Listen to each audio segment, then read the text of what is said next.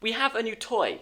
A pancake, if you will. It's a new lens, a new piece of equipment for taking awesome photographs, and it is the Canon 24mm. It is here on my desk. It's a 2.8 lens, meaning you can get beautiful bokeh with it, hopefully, and it's a wide angle. Today we're going to be unboxing it and taking our first look at this lens. So without further ado, let's open the box. And so here we have the box. It's a traditional Canon box. It is white. We have the lens on the front, some labels on the top, a number.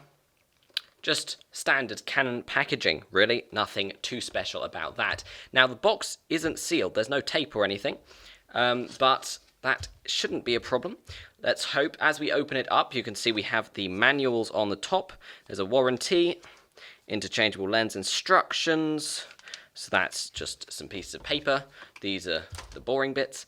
And then we come to the lens itself. So here we can see it is wrapped in bubble wrap. It is nice and secure, which is nice to see. I'm just going to put that down there while we empty the rest. We have a little piece of plastic just to sit the lens in, I guess. And that is it. So that's all we have in the box. We have the lens and we have the pieces of paper. Now, we can get rid of this stuff. We don't really want that. So now for the lens. As I say, wrapped in bubble wrap. Comes out, it's in this little plastic sleeve. Again, there's no tape. None of this is taped. I would expect it to be taped up, but I guess saving the environment. And here we have the actual lens. Now, the lens speaks for itself, really. It's a very small lens, and it's a prime lens, which means this lens cannot zoom. There is a focus ring on the front here, which I can feel is very smooth, so I'm very happy about that. It's one of the things I love about another lens similar to this, the Canon 50mm. Now, this lens is pretty much exactly the same as this lens. It's just a different millimeter, and the smooth focusing ring, one of my favorite bits about the lens, so I'm really glad this one is just as smooth. Obviously, it's a very tiny little focus ring we have on the front here, but that will be because it's a tiny lens. Now, if we take the cap off, there we can see the lens glass itself. It has an absolutely tiny little piece of glass, and that will be because it's a wide lens. Now, I can't wait to get it on the camera and see it move. I'm assuming this entire inside ring is going to move in and out when we are focusing the camera, but we won't know till we try. You can see it has a 52mm thread as well if you want to put a filter on, which I won't be doing just yet. And then in the back we have another typical Canon cap. And if we unscrew that, you can see the back element there. Now I'm going to keep that in the case because I don't want it to get dusty. So that was a pretty simple unboxing. It was pretty basic, really. So I guess now I need to spend hours sitting reading these instructions. Wow. In fact,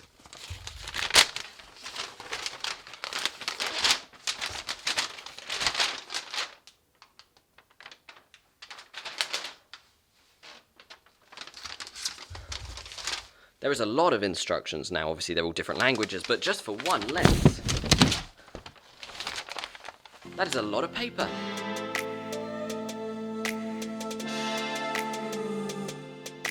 So now we've unboxed the lens, I have the lens here. We need to decide a camera to attach it to. Now behind me I have the selection.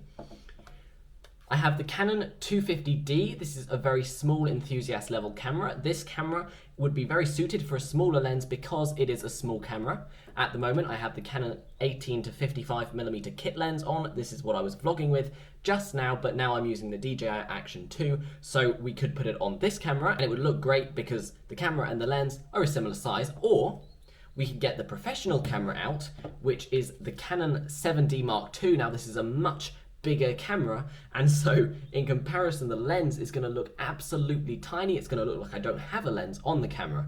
At the moment on this one I have the Canon 50mm prime lens, which, as I was saying earlier, is the equivalent of this lens in 50mm, and so I know it works really well with a prime lens. Now what I think I'm going to do is I think I am going to use the Canon 250D because with a smaller lens the smaller camera works well in the hand, and I'm going to try it out with both the cameras. Obviously, this is just for today. So for today's video, for the photos you're seeing, I'm using the Canon 250D. This is quite an updated camera, so it gives you a good representation of how this lens works on a modern day camera.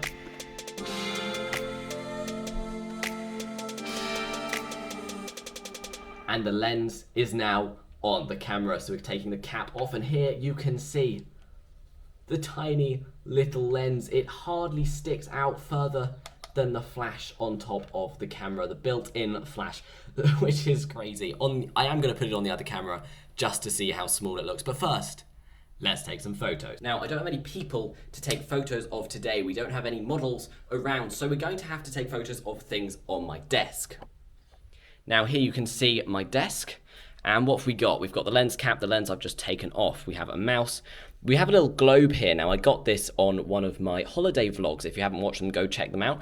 And this globe could make some awesome photos. I have a little picture frame here. It's a nice brown. That could make a nice background. If it's bokeh with the low aperture on this lens, I reckon we can get a nice blurred out background using that photo and have this globe in the front. So that is what we're going to try and do.